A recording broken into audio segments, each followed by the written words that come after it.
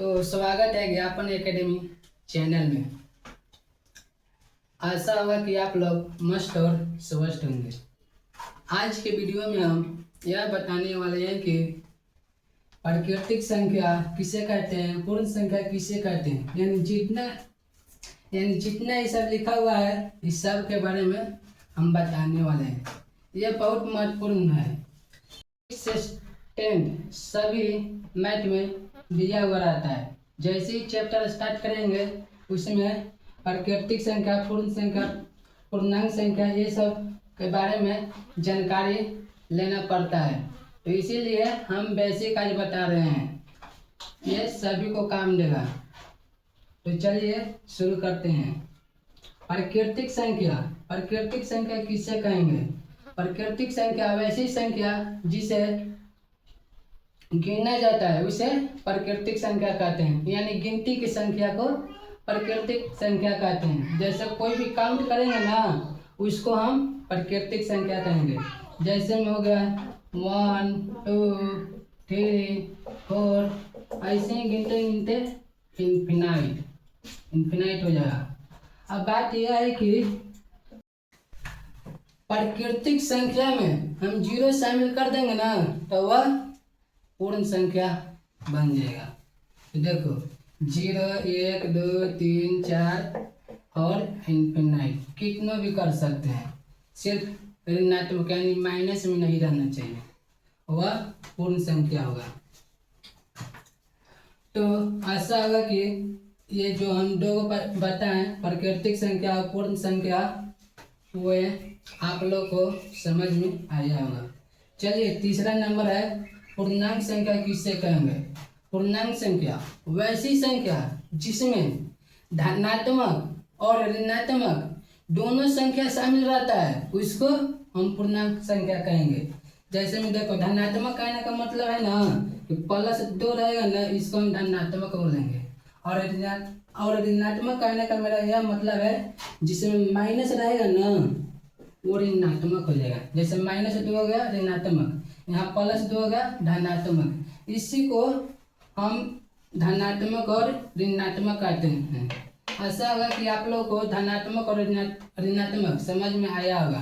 तो देखिए पूर्णांक संख्या जिसमें 3 2 -3 -2 -1 0 1 2 3 ये सब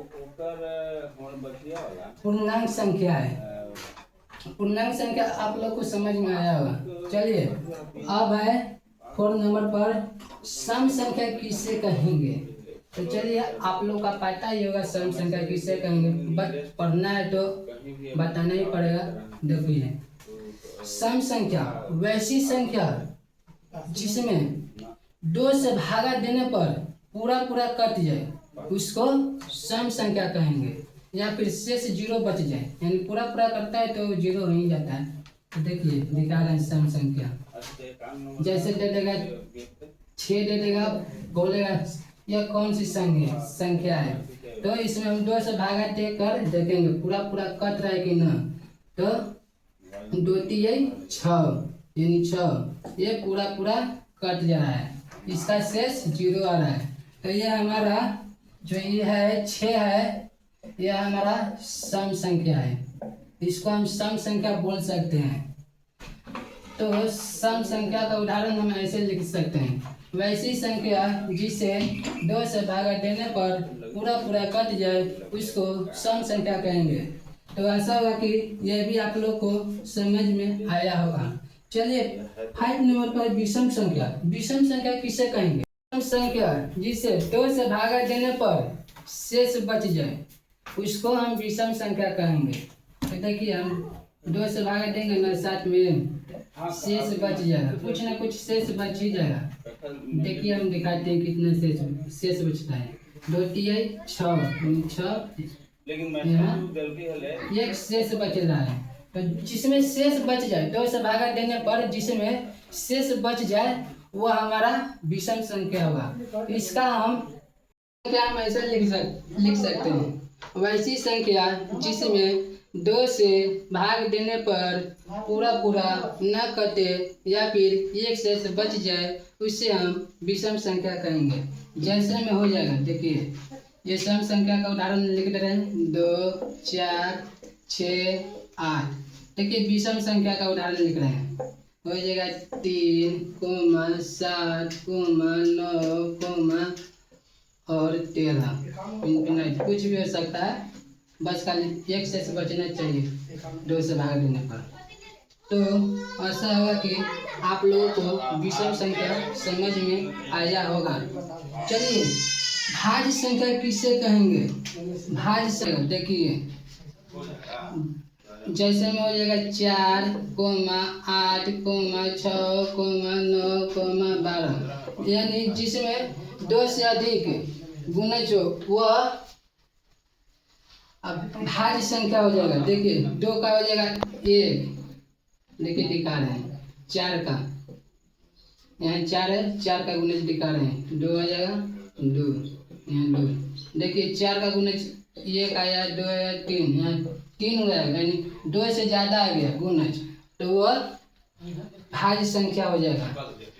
तो ऐसा करता हूँ कि आप लोगों को भाज्य संख्या समझ में आया होगा। तो चलिए अब दूसरा 7 नंबर पर है, अभाज्य संख्या किसे कहेंगे? अभाज्य संख्या वैसी संख्या जिसका गुणज 2 हो उसको अभाज्य संख्या कहेंगे। या फिर इसका एक और भी परिभाषा हो सकता है, वैसी संख्या जिसका पूर्णांक 2 हो उसको अभाज्य संख्या कहेंगे। देखिए जैसे में हो जाएगा 2, 7, 13, 11। देखिए इसका हम भाज्य कर रहे हैं, गुणज कर रहे हैं, देखिए कितना कितना होगा, 2 से लगाएंगे 2, 1, यानी इसका भाज्य क्यों आया 1 गो 2 गो, यानी ये हमारा जो 2 है ये भाज्य संख्या है। इस तरह से देखिए 7 को दिखा रहे हैं करके, 7 है, 7 से लगेगा एक बार में, तो इसका देखिए 1 गया 2 गया, यानी इसका गुणज क्यों गया 2 गया, तो ये हमारा भाज्य संख्या अभाज्य संख्या है। तो आप लोगों से एक सवाल पूछ रहा हूँ, ये 6 है, 6 कौन सी संख्या है? इसको उदाहरण तो दे दिया, दूसरा दे रहा हूँ, उदाहरण में 6 दे दिया हूँ इसलिए मिटा रहा हूँ। देखिए दे रहे हैं 16, इसमें आप लोग बताइए कि यह कौन संख्या है, भाज्य संख्या है या अभाज्य संख्या? तो यह संख्या आप लोग कमेंट में करके बताइएगा यह कौन सी संख्या है, भाज्य संख्या है या अभाज्य संख्या। हम नहीं बताएंगे तो फिर हम अगला वीडियो में इसको बता देंगे। तो चलिए आशा होगा कि आप लोगों को अभाज्य संख्या समझ में आया होगा। चलिए अब है 8 नंबर पर, परिमेय संख्या किसे कहेंगे? ये सबसे VVI मस्ट VVI है जो कि बोर्ड एग्जाम में हर बार पूछता है। तो चलिए परिमेय संख्या बता रहे हैं, परिमेय संख्या किसे कहेंगे? वैसी संख्या जिसे P/Q के रूप में लिखा जा सके और जहाँ P बराबर Q बराबर 0 नहीं होना चाहिए। देखिए वैसी संख्या जिसे P/Q के रूप में लिखा जा सकता है, जैसे 3/2 हो गया, ये P/Q के रूप में हो गया इस तरह से। जहाँ पर यानी कहने का मतलब है Q बराबर 0 नहीं होना चाहिए, यानी ये Q का मान होगा यहाँ पर 0 नहीं होना चाहिए। अगर 0 होगा तो ये हमारा परिमेय संख्या नहीं होगा। अगर P के जगह पर 0 रहे इस तरह से तो ये हमारा परिमेय संख्या हो सकता है। अगर बटा के नीचे 0 रहे यह हमारा परिमेय संख्या नहीं होगा। तो आशा करता हूँ कि आप लोगों को परिमेय संख्या समझ में आया होगा। इसका उदाहरण लिख देते हैं। देखिए 2/3 22/7। ये जो 22/7 है ये पाई का मान होता है 22/7। ये यहाँ पर 7/2। तो चलिए अब नेक्स्ट ये भी मस्ट रिवीजन है। ये बोर्ड एग्जाम में पूछा जाता है कि अपरिमेय संख्या किसे कहेंगे। कितना 5-6 नंबर का पूछ ही लेता है अपरिमेय संख्या। जैसे 2 नंबर का दे देता है सब्जेक्टिव बनाने के लिए और 3-4 नंबर का दे देगा पहचानने के लिए कि परिमेय संख्या किसे कहते हैं।